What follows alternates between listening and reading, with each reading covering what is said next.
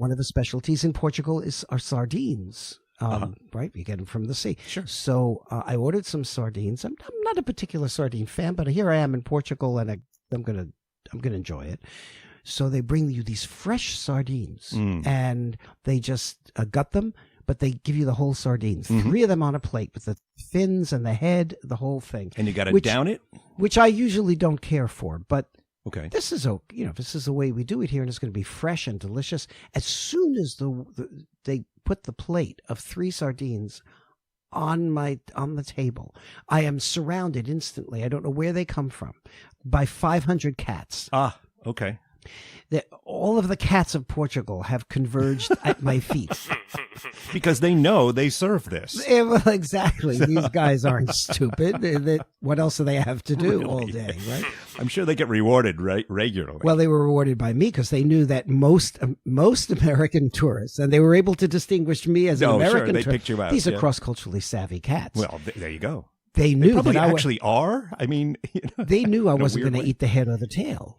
Right? Yeah, sure. They knew that was going to be leftovers. And like in many cultures, the flesh right at the base of the head by the gills is the most delicious. Oh, okay. I'll take your word for it. Yes, in many places, that's like the honored the honored part. I've eaten fish for many years, grown up on the water and done fishing, and I've never really dealt with that. So that's interesting There's to know. a fleshy part where the head meets the gills. Are you talking about me now, or are you talking about the fish? Well, but it may be true in both cases. I've never gotten that close. I've gotten very close to the fish, but I've never gotten that close to you. We could leave it that way. It's all right. It'll be all right. So these cats know that this fish, I'm not going to eat the head and the tail, and they are all around my feet instantly. And I like cats, so I'm having a good time. Not only am I having a wonderful meal, but I'm getting entertained. Right. And there's some of these pretty little cats. Then there's a few cats that are really rough. Yeah. Missing an eye. Yes. A jaw, a tail, that kind of thing. They have those interesting songs. So I took sympathy on those, and I asked the waiter for a plate, and I took the heads and the tails off, and I put that on the plate, and I tried to put the plate down on the ground for the cats who've had a hard life, a hard knock life. You were trying to control which cat got it? Is that what you're trying to do? Yeah. For the Annie cats. Okay. And the Annie cats. For the hard knock life cats. I think you're mixing your metaphorical shows here. Yeah. Well, the Annie and cats, put it together, it may be an interesting show. That's a good idea. Yeah. I don't know if it's a good idea. No, it's a really lousy so idea. I put the plate down on the ground, right? And the tough guys, they kept everybody else away. That's why they're the tough guys. I mean, the one that was missing an eye got most of the goodies. Sure. There you go.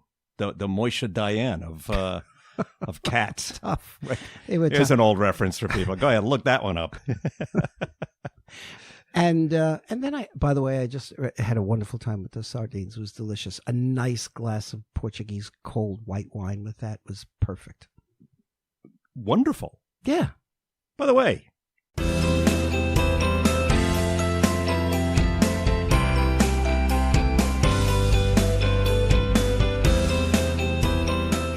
oops, your culture's showing. Yes, it is. It always does. Well, and in all of the stories that you've told here before we even got to this point, you are culturally based in some form. I guess, everything we do, I mean, all the food we eat, whatever we put in our mouth, it's all culturally determined. Well, also where people are kind of figuring out what kind of foods they eat by where they are and what's available. Right. And some of the, you can identify cultures by the food and how you eat your food and what you do with your food. And all of that is I don't think we want to get culturally into what you determined. do with your food. Well, we didn't intentionally decide to talk about food, but you raised the issue of sardines and cats. Wait, I don't think I did, but fair enough.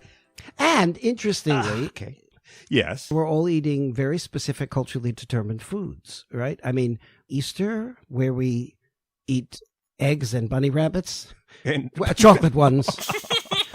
Because, well, in some places they do eat bunny rabbits. So Orthodox Easter and Roman Catholic Easter and I think both celebrate the egg, the eating of the egg. Right. The Roman Catholics celebrate eating bunny rabbits with the eggs. Yeah, it's confusing. I never got the relationship between rabbits and eggs. Not sure how. Because as far as I know, mammals don't produce. Yeah, I'm not sure that. I think that kind of got blurred over time. I think the real aspect of all of that is the reawakening, and nothing can create new life better than a rabbit. Fertility. Yeah, and eggs are another sign of that. Right. So new life and fertility, which goes back even farther, which takes us back to like religions that go back to the beginning of the human species. But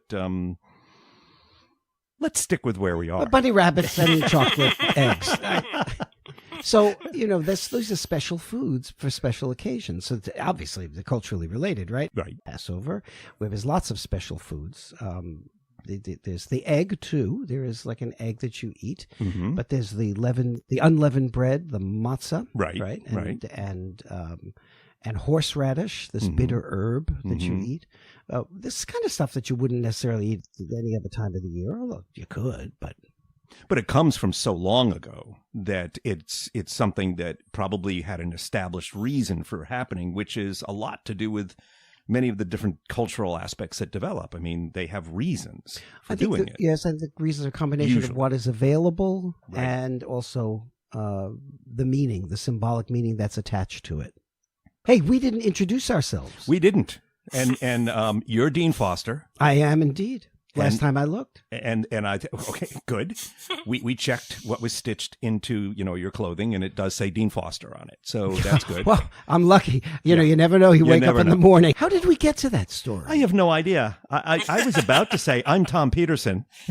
So we were going to make introductions. Yeah. We haven't introduced ourselves. No, you've been introduced. And you are? Well, I'm Tom Peterson. I said that before. And again, you're paying as much attention to me as you usually do. So there you go. We are, and you're Dean Foster, which we did establish, and hopefully by these stories, and also by now. I mean, if you're following along now, we're several episodes into this podcast. So if you're following along, then you have a pretty good idea of what we're doing here, what we're trying to do here, and mainly what we're trying to do is to make you laugh and learn at the same time. And you're learning about cultures around the world. So, and Dean is a specialist, an expert, and I'll come up with other adjectives along the way. But, and so some not so complimentary, I'm sure. Many not complimentary. So that's why we had to put up with listening to those stories at the beginning of the podcast. Put up with them, eh? Yeah. Well, did I say that? Was that out loud? To use the Canadian A? Yes. We've crossed Which the has border multiple meanings. Does it? Does it really? Well, it could be a little ironic, as I just used it, but it can also be a confirmation, an affirmation, a question. Okay. As does the word okay, if I say it in different ways. That's right. There you go. And that's a cultural issue, right? It certainly is. And who else do we hear? Here, there's me, there's you. And you mean the person laughing in the background yes. and contributing absolutely nothing to the program? That would be Torrin, our producer, who is, with any luck, will actually go digging through the vast resources of the world and come up with answers for us as we're going along. And when not, support us by chirping in every now and then. That's right. Right, Torrin? Yeah, okay. Exactly. You there? Good. Wake up, Torrin. I'm here. Yeah. He's still awake, I think. Or he's gotten very good at talking while sleeping. Anyway, there you go. Right. So, sardines. Sardines. It was that. And right around the gill, you say, eh? Right around the gill. Yeah, I mean, you serve the head of a fish in China, for example. You're the honored guest. So when the fish comes out at the banquet, yes. And by the way, you know that the banquet is coming to an end if the fish comes out at the table. See, if you're in China and let's say you're going there for business or you know somebody there, it's very soon after you arrive, you're going to go to a banquet. Yeah. You'll be invited to a lovely meal. Okay.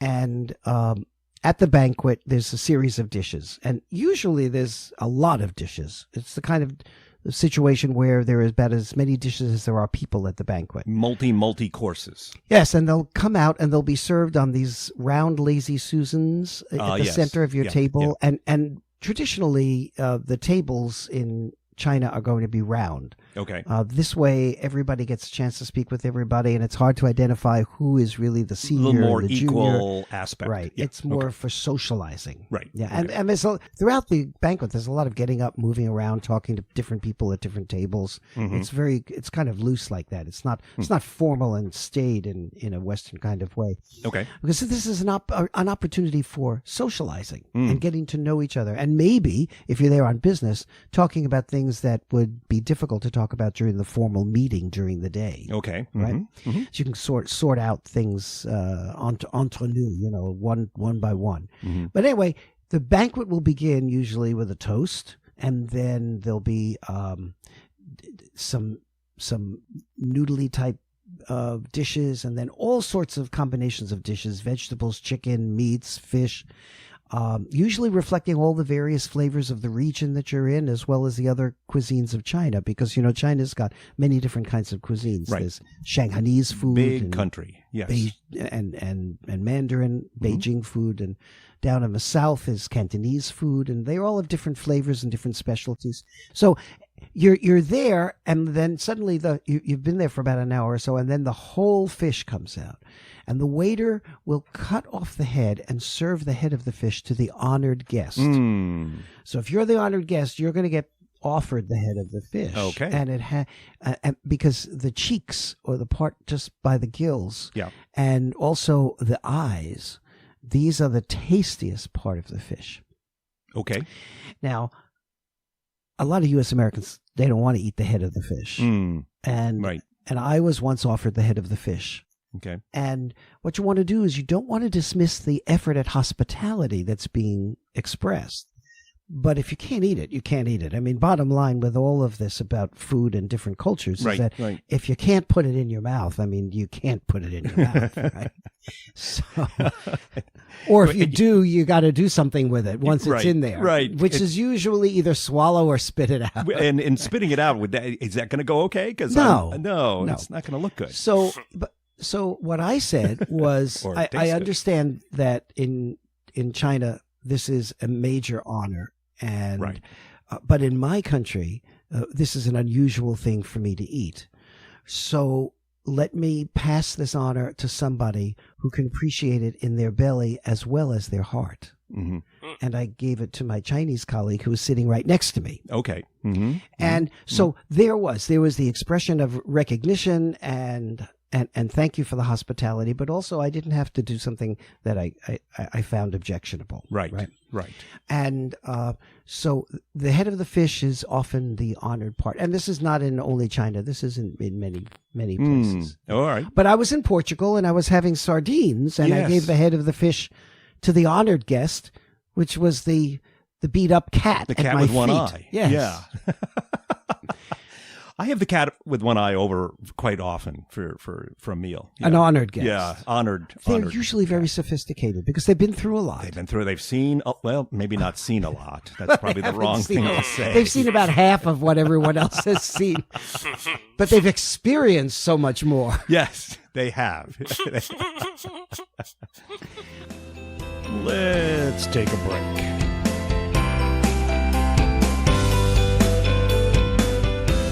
While listening to this, you may think, hey, I wonder, well, if you have a question like that and want to ask us, there's a couple ways you can do it.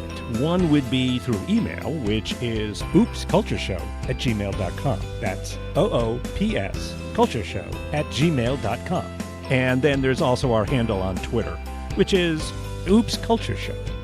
That's OOPS Culture Show. I know, it's not original, but it works. Okay.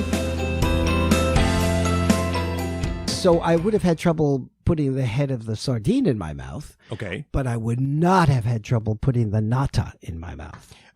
Okay. Have you the nata? The nata, because That almost slipped by me there. I'm in Portugal, and the really the famous iconic Portuguese dessert are these lovely little tartlets. Yeah. Well, you know. No, we're talking about food. Okay. All right. Good. These lovely Yes. little tartlets. Little tartlets. They're kind of like creme caramels or creme brulees, but little miniature ones. Very nice. They're very sweet and creamy. It's got a custard cream. And you can pop these suckers in your mouth like 5 at a time. I'll bet you wonderful. can. I'll bet you can. And they go down so easy. And there's even an ad campaign that I've seen, which is the world would be better if everybody ate nata. Okay. A better place. And I agree. I totally agree. Sounds great. Yes, after a nice lunch, with a glass of nice cold Portuguese wine, and then some espresso, some dark shot of coffee, and a few natas, and you're set for the day, man. Yeah, sounds like it. The cats don't eat the nata, by the way. Oh, well, not my the heck cats with anyway. Them. They have no taste then. They also eat the head and the tail, so there you go. They were happy with the head and the tails. Yeah. Well, and then to each his own, which I think is kind of what we're talking about here. That is, every culture's got its preferences. There you go. Mm-hmm. And it's fun to learn about them, but you, in stepping out there and being open to learning about these new flavors and tastes and experience and going for it sometimes. You are going for it, and Yeah. you are opening yourself up to possibly trying something that will be difficult Yeah, or well, objectionable. sure. You got to know what you're putting in your mouth. Wow, words to live by right there. Right. Yeah. Sometimes you put something in your mouth that you don't like. Other times it's okay. I've been good. You gave me the you don't the lovely little tartlets, and I just kind of let it go, and so I'm trying to think of a different subject to go to rapidly. Well, let's stay on what you put in your mouth. Okay, because good.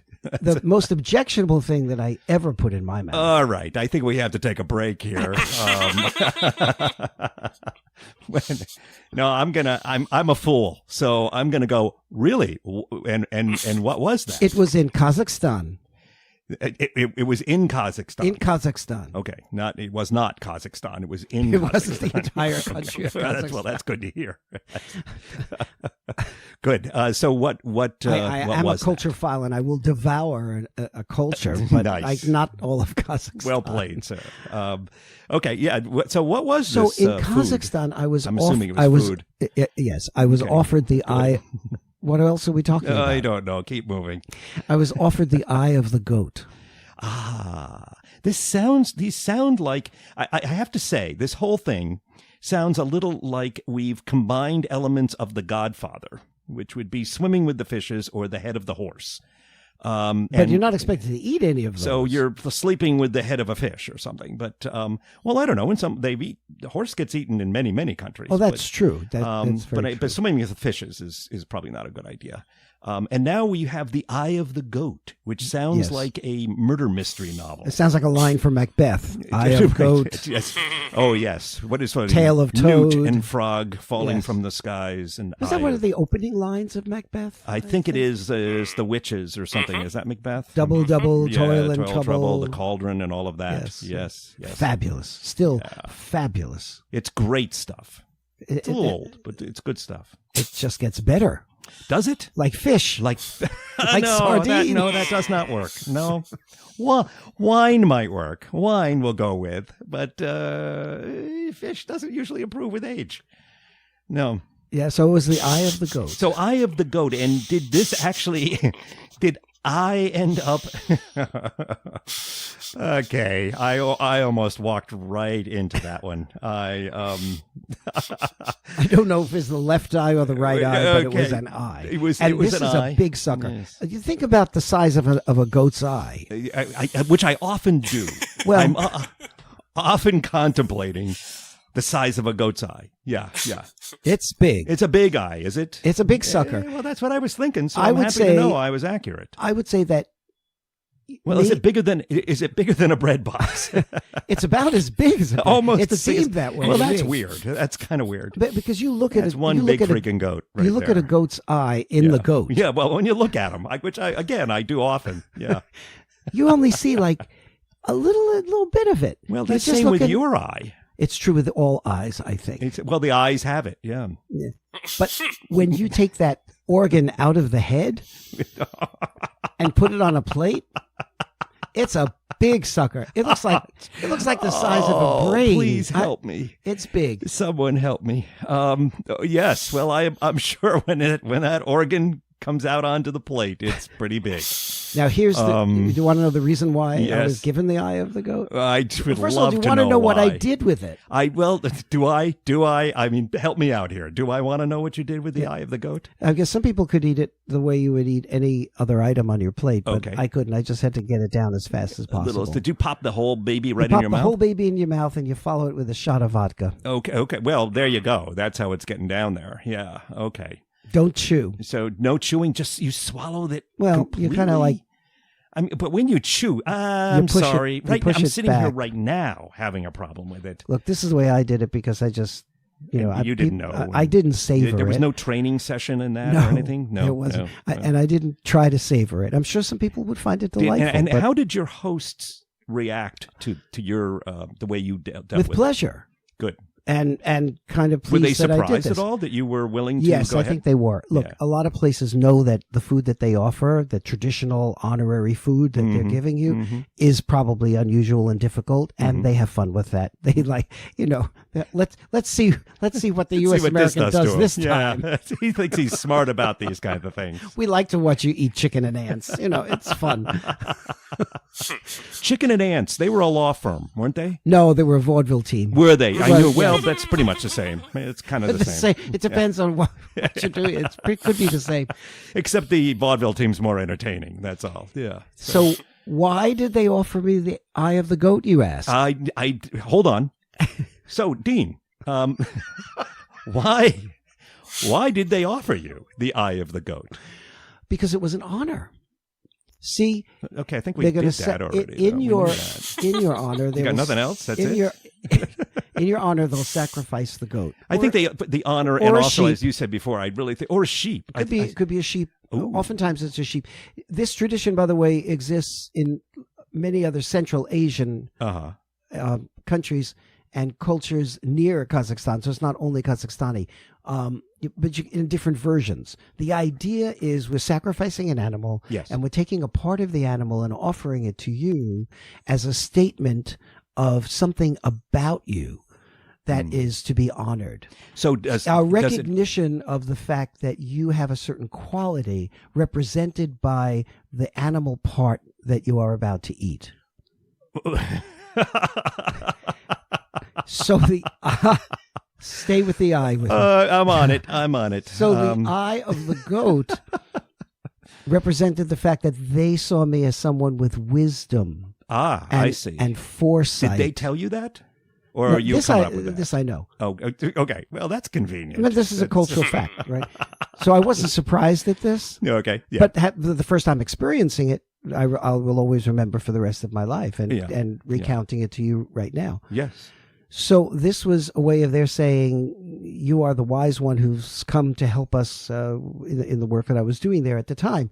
So it was an honor. Yeah. So depending on how they see you, you get a different part of the animal. Well, so pig's feet would be a completely Well, different you're not going to eat situation. pig in these cultures. Well, I'm not saying it has to be in that culture. These are Muslim. Could be in mainly- another culture. Mainly Muslim culture, so you're Right. not going to eat pig. The or Muslim, pork. right? But I'm not. That would restrict. Okay, I'll go back to the Muslim culture. Go ahead. But that's why it's a sheep or a goat, right? Now, if Okay. you get now, you would, get it, would the a sheep or goat? Could there be a financial issue to your host? I mean, could your host be able to afford to give you the eye of a sheep, but not the eye of a goat? I don't know. I don't know the market value of one Okay, over well, then the you're other. useless to us. So the market value. I'm just thinking there's probably more sheep than goats. That's all.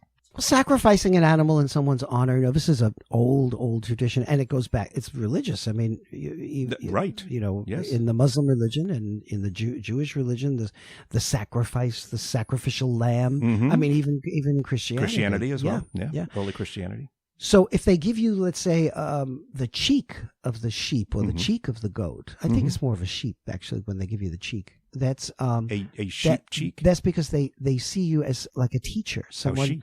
How chic. How sheep. Maybe that's where the word comes from. Do you think? No, but it was fun to say. It's a French word. I don't know if the French had much of a the French presence claim in this it. I mean, part the of French the claim world. every word that's cool. So, and chic is certainly cool. But they never, I don't think they ever had a significant historical presence in this part of the world.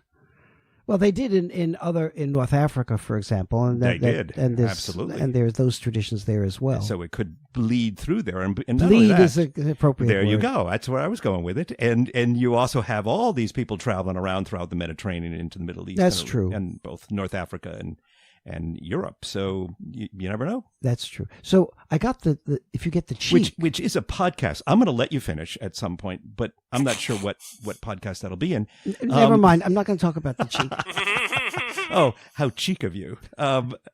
Just turn the other cheek. It'll be fine. But you want to know what it means to get other parts of the animal body?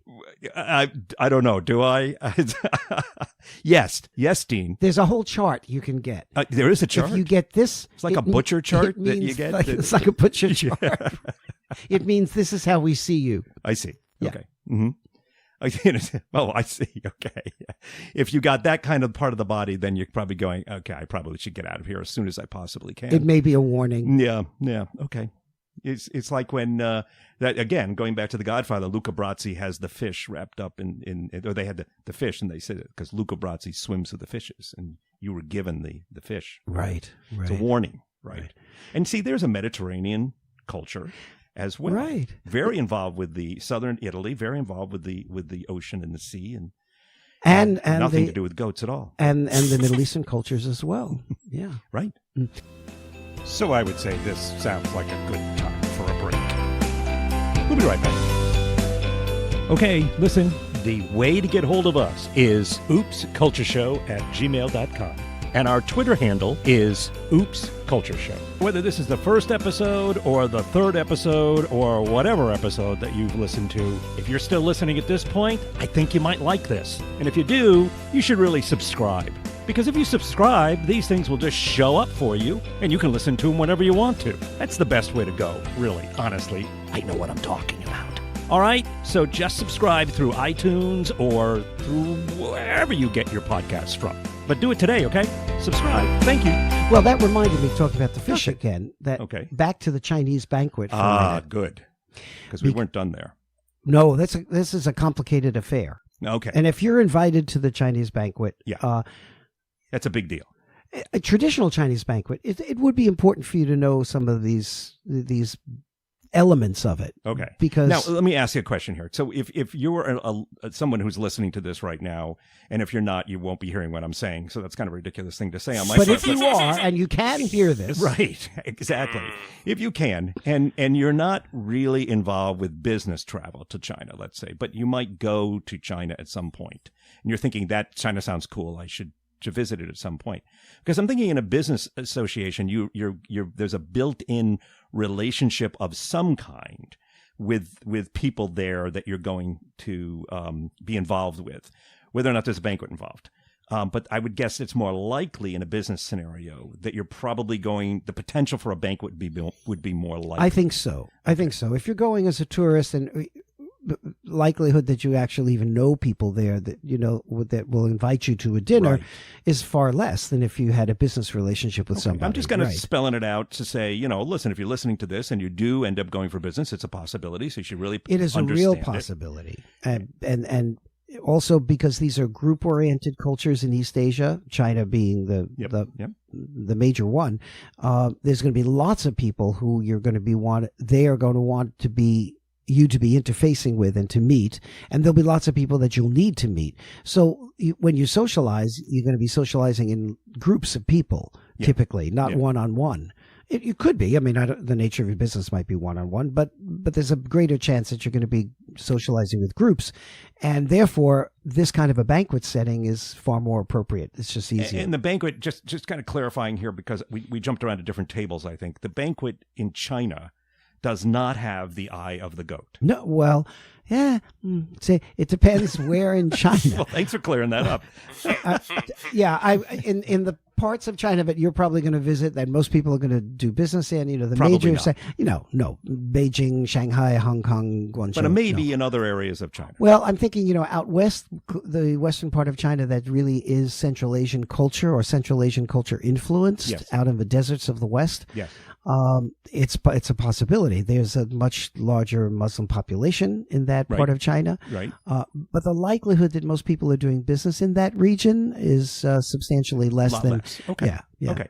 So before you go on with the rest of this incredibly boring story, let's go to Torin for a minute here and say, Torin, would you look up and see if the eye of the goat being served or the eye of the sheep being served has any kind of separate definition to it, or if that's kind of interwoven in the cultures? Whether it makes a difference if it's a goat or a sheep. Yeah, whether it's a goat or a sheep. Yeah. I think it's what's available. I'm gonna guess while he looks this up that it has to do with availability, which is based on topography and economics. Right. So I mean, that's kind of what I was asking prevalent before. in So, mountainous sure. regions and that kind of Well, thing. of course, availability is always going to be an issue, right? But I'm just wondering if you have both. Does but the one prohibition would be you would not have this would not happen with pigs or pork. mean, well, right, because that's another cattle, issue. Now for we're into we're into another issue of that kind of thing. But okay, So if you can do that, you were going to add something there, Torn, or I was going to ask across cultures, across several cultures, or in one particular country. Good question. Where was it that you were being served the eye of the This goat? was in Kazakhstan. Kazakhstan. We have maybe Central maybe that. Asia, Okay. Uzbekistan, Turkmenistan, Tajikistan, Okay, I'll look the there. stans. Kyrgyzstan. I left the Kyrgyzstan out. Okay. The Kyrgyzstanis are going to be upset. I'm sorry. Okay. Well, so far our demographic is not great there, so we'll It's a very let it go. interesting culture, and everyone should visit Kyrgyzstan if they can. Absolutely, I've said that many times. It is a little different from their neighbors. Are sick of me saying that because it makes no sense to them, but I do. Yes. Okay. So he's looking that up, and you're still at the Chinese banquet. Oh yeah, so we're in China So now. we're not in the looking at an stans. end to this banquet soon, right? It can yes. Okay. Yeah, but what was my point? I have no Why did we idea. return I've to the been Chinese searching that for banquet? several podcasts now, actually. When so when the fish he's comes back. out, He's that's the sign that the banquet is coming to an end. Okay. It is the major presentation of all of the dishes. That's like when they turn the lights up in the bar, right? Sort of. Okay. Yes. So and after the fish, then there's going to be a lot of noodles and buns and starchy things. You're into noodles, buns, and starch. Because it's a way of saying Oh my! everything that you should have eaten. Yeah. You should have eaten by now. By now. After the fish, it's all going to be. If you're still hungry, fill it up with a bun. Yeah. And then there'll be some desserts, but understand that Chinese desserts are very different from Western desserts, traditional Chinese desserts. It could be just fruit or sometimes a very sweet soup served in an elegantly carved large melon. Nice. But it's a dessert soup. Yeah, sure. So that's sometimes a traditional Chinese. Well, anyway, when the fish comes out, Yeah. Okay, we got the fish out All right. there. This is a whole fish. You'll notice now that the waiter does something special with this. Okay, Okay. and that would be Instead of just serving the food like he's done with every other dish, he will take the bone. He'll get the flesh off one side of the fish and pass it around to like half the table. Mm-hmm. The other half of the table will get the flesh that's on the underside of the central bone. Mm-hmm. So instead of flipping the fish over, he will not do that. Mm-hmm. He will lift the center bone of the fish out Okay. and then access the remaining flesh and give it to the rest of the table. Okay. The reason you do not flip the fish over is because to do so would be very bad luck, because it symbolizes that the fisherman's boat will capsize. Really? Okay. Interesting. Yeah, so no, they will never flip it over. Huh. That's very bad. Now, there's a lot of luck and symbolism involved in the banquet, as I was saying. Yeah, sure. Do you want me to continue? No. Okay. But I'm probably going to have you. No, I will say this. That's I find that very interesting because I have filleted many things. many fish. Oh, well, fish. Fish. Let's stick with fish because the other one I can't go back The squirrel to on the Kansas. road. We're not. I'm not allowed in Kansas anymore Okay. because of that. So, but it was, I have filleted many fish, and the best way to do it is to do exactly what you just described, and because then it's actually easier, and you get more with it. You're more likely to get the bones out cleaner, and you leave more meat. If you try to slice the meat off of the bones, you're going to actually end up leaving more on the bone. And you see, that's a wonderful example, Tom, I think, of how cultural traditions develop. Yeah. There's always a practical aspect to it. That's it. That's the base, Yeah. right? And then a certain symbolism and a certain it becomes a metaphor, it becomes a worthwhile story to tell if you do it a certain way. That develops. Well, and it also, wouldn't becomes you be the more tradition. prone to do it that way if you ran the possibility of it would make your boat flip over when you're out there? Yeah, why risk that? I mean, you don't have to do this, but you'll probably die if you don't. Yeah, so let's do it this way. And we're going to get more out of it anyway. So Right, it works. It just and this works. All works. That's it. It just yeah. works. And then along the way, the other stuff gets lost and it becomes good luck. Yeah, exactly. And meanwhile, you just filleted your fish a lot better. So That's right. Nice. That's right. That's Yeah. right. Now, notice at the banquet that when a dish comes out, whether it's Mhm. the fish or anything, the waiter will put a little on one or two plates. Maybe everybody at the table, depending on how big the table is. But generally, like the honored people at the table, he'll put and then you're all invited to take from the central dish that's on the Lazy Susan kind right? of turning Yeah, thing. don't spin that sucker around. No, 'cause they don't like that? No. You I'm surprised. Spin it slowly. It's not like a roulette wheel or anything. And it's perfectly fine to go back for seconds. You know, that's an honor. So you can go back around because you're Oh, saying, yes. I really like the food. Yeah. Yeah. I mean, in China and in many of these cultures, what you want to do is if you don't want any more food, Yeah. then leave food on your plate. Yes. But if you want more food, you're always invited to go back and take more. Now, if you eat everything that's on your plate, Yeah. then you are obligating the person next to you or the waiter Mhm. to then put more food on your plate. Okay. Because obviously you're still hungry. And you're telling you're giving a signal that you want more, Right. So But as in opposed the- to eating it all because you're being polite, Right. But in the West, we're often told, eat everything on your plate. eat everything on your plate, and we're told that often. This is a thing in the U.S. People will say because there are starving people out there, but it could be in cultures where they would be leaving their food on their plate because they're telling people they don't want any more. And that issue of starvation Because I is knew a my real parents one. had a little game going there. I knew they were fooling me with that just to try to get me to eat those beans. That's all. They were just trying to get me with that. Well, I'm sure they were. Yeah, They were so- doing the best. Were you a skinny kid? Were you, Absolutely. Were you not an eater? I thought I was an eater. I ate what I wanted. Wait, this is turning Yeah, I into ate my, everything. should I lie down here on the sofa to talk to you about this? Is I was- this therapy or something? I'm just curious. Oh, well, okay. Yes, I was skinny and I ate bizarrely. Is that a word? It is now. How would you spell that? Bizarrely? B-I-Z. Double Z. Is it a double Z? It's a double Z. I believe it is. Well, bizarre is a double Z. In that Or sense, I think it's bizarre a double is- Z. Is one Z, but it B-A-Z-Z becomes would be a- the other bizarre. No, bizarre has a one Z. That's right. It's B-I-Z-A-R-E, correct? Is that or is right? it two R's and an E? Two R's. Okay. See, But I knew the- there was a double But if in it there, becomes bizarrely, do you drop an R and add a Z? I think you drop the E and put an L-Y on it. How's that? And if Hey, it's I'm making up this word. and if it's bizarre like a souk, if it's bizarre like a souk, Well, the souk may have been bizarre to you, but perhaps not to others. if you're in the right bazaar, it's It's bizarre. bizarre. Yeah. Okay. Well, now you're going BA, correct? No, I sometimes fly BA, but I often you? fly American or some other airline. BAZAAR. There you go. Am I correct on that? That's I think that's right. And if Yes. something is you have to have a like double something in any word that's pronounced bizarre. right, because it'd be It's bizarre, bizarre. right? Right. And if I'm trying What to the heck are we spell, talking about? no, Oh, wait. help me with this Wait, because help me. this is in some of the things I write. This is going to be important. Okay.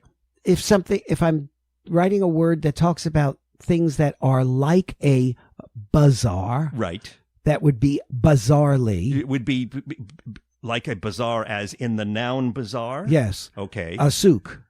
Right. So that you're would be saying we're turning that into B-A-Z. an adverb. Yes, so like That's a stretch, but or you could wouldn't do it. say bizarrely. You would say bazaar-ish Bizarrish would be far more appropriate Or- in that case. or yes. bazaar-esque.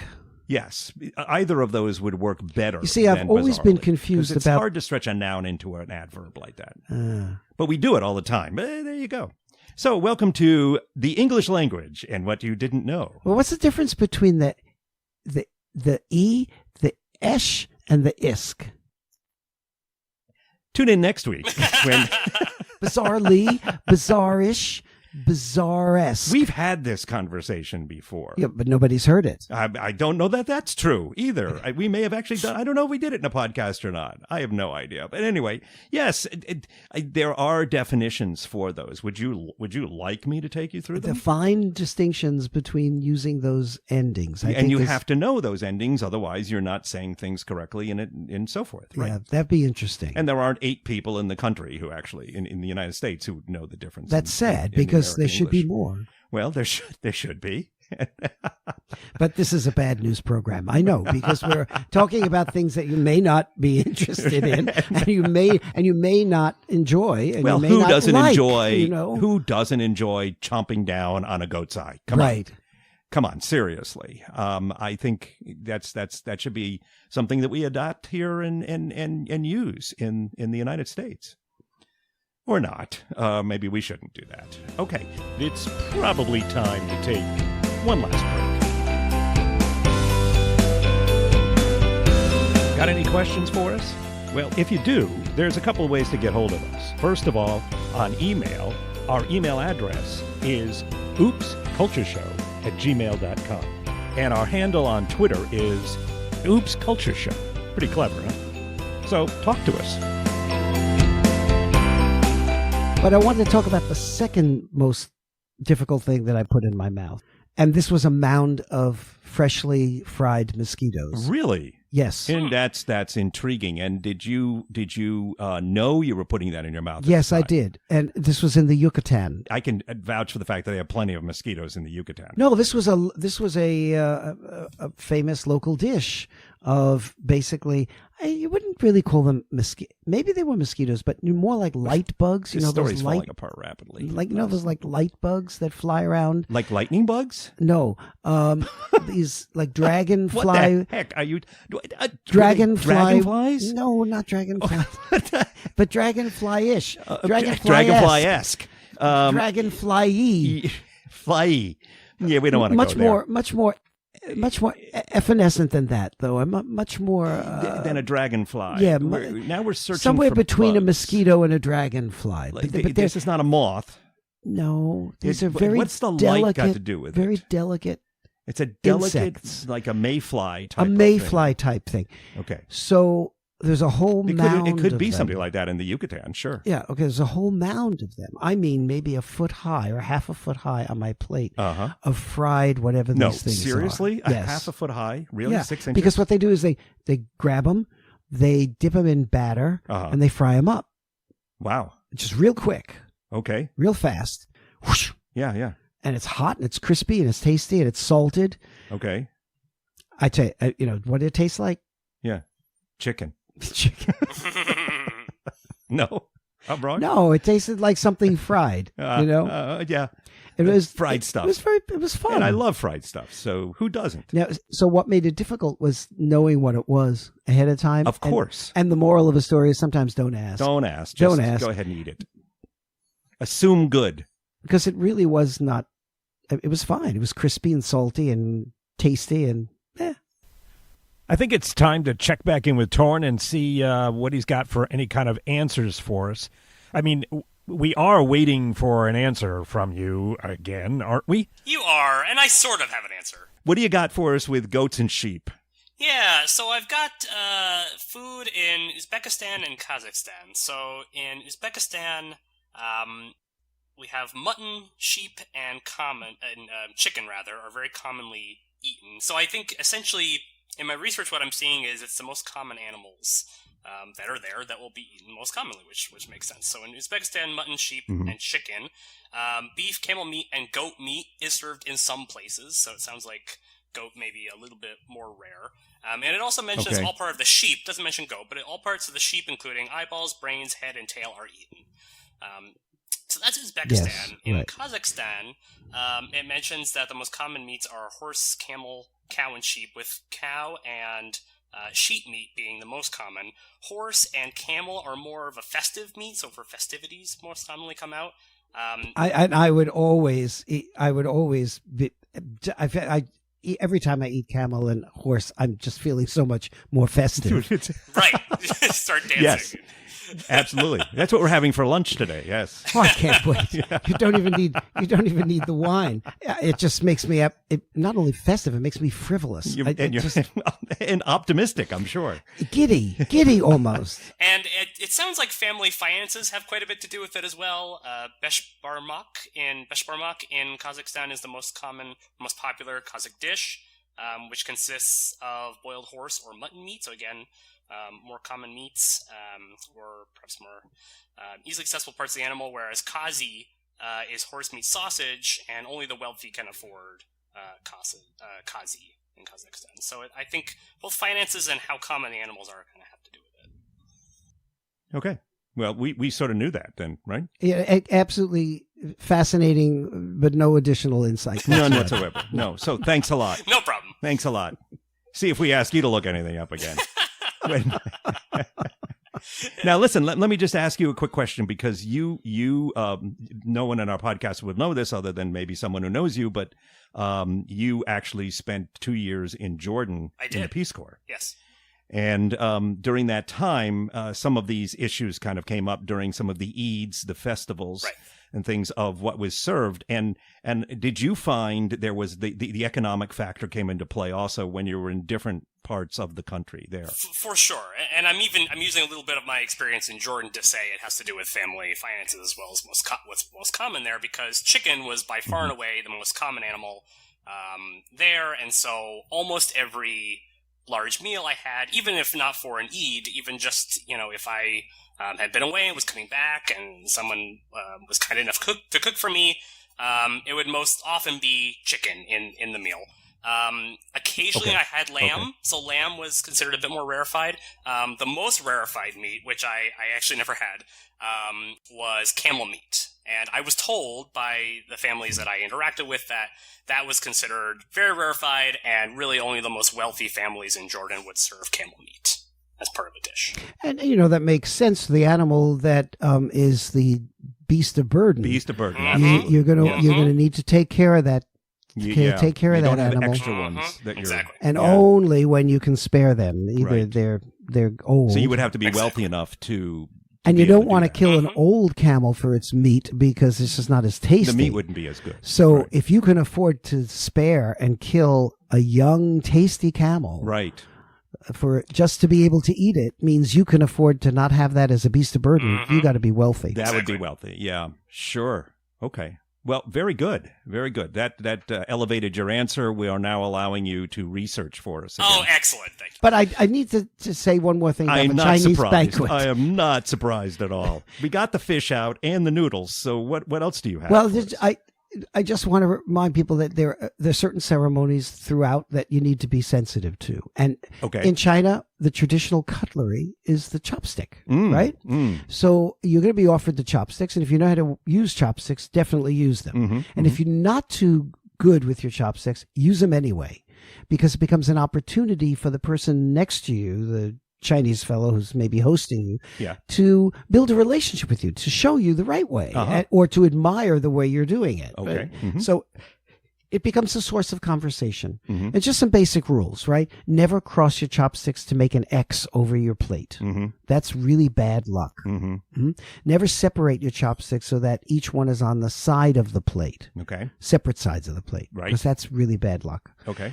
And always keep them together. At a banquet, you may be offered a little chopstick rest to put the tips of your chopstick on, Mm-hmm. as opposed to putting them on the side of your plate. Mm-hmm.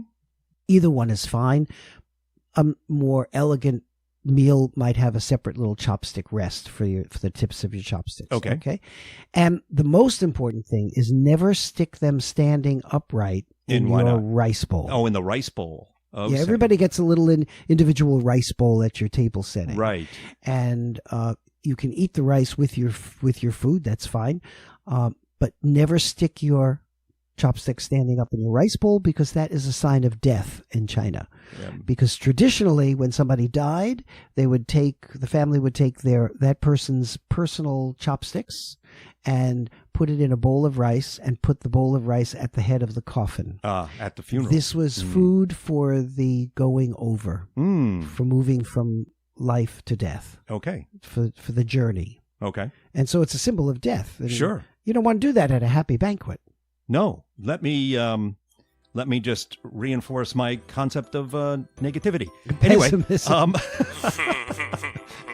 well, Dean, thank you for enlightening us and making us feel really awful about things, and then making us feel much better about things. It's my job. Yeah, I know. Thank you, Torin, for all of your work over there. My pleasure. And I'm still Tom Peterson, as I think I said somewhere along the line here. So we're going to see you again at the next podcast. Don't forget to eat more nata. And more nata. Everyone, more nata. More please. nata. Life is better with nata. And remember also that, oops, your culture's showing. Smell ya.